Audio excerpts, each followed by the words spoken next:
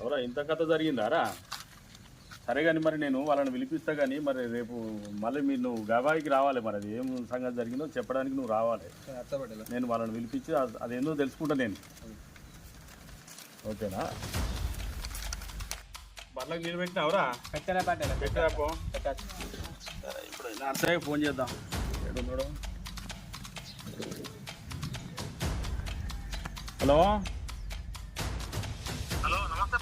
నమస్తే నర్సయ్య, ఏడున్నావు? సరే కానీ ఇప్పుడు నీ మీద ఒక అభియోగం వచ్చింది.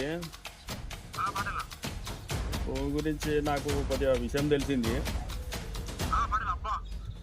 మరి నువ్వు మరి పిలిపిస్తావా? మరి ఎట్లా ఏం సంగతి? దాన్ని ఏదైనా పరిష్కారం చేసుకునేది ఉన్నదా?